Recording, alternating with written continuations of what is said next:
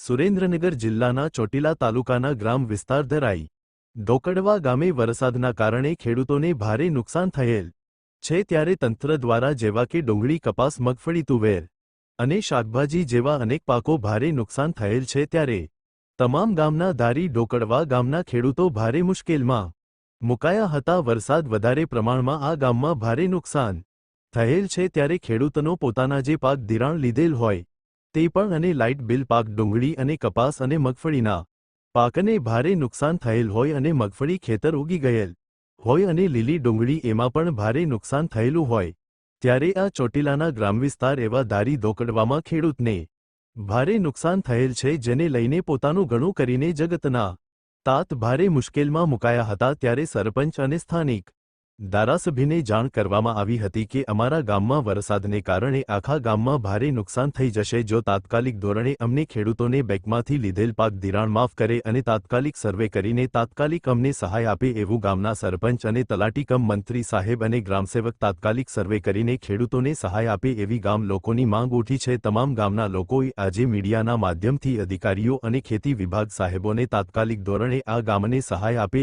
એવી ગામ લોકોની માંગ ઉઠી છે। રિપોર્ટર પ્રવીણ મેર, રાજકોટ। આપણું નામ? ત્રિભુવનદાસ મણીરામ, આપણું ગામ? ઢોકળવા। આપણે શું રજૂઆત છે આજે? આજે અમારી એ રજૂઆત છે કે અમારે એક 7.5 વીઘામાં મગફળી પડી છે છૂટી, એમના બધી પલ્લી ગઈ। એક 11 વીઘામાં પડી છે, તો હવે અમારે શું કરવાનું? અમે પાક ધિરાણ લીધા હોય, કોઈ છોકરાને કઈ વીમા કોઈ હોય, આ છે તે છે, કઈ ભરવાનું હોય, ફી શું કરવાનું? હવે આનું કરવું શું અમારે એમ?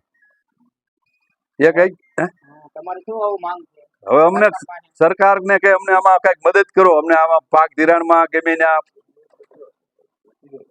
અમારી એ માંગ છે। કેટલા વીઘાની માંડવી તમારે?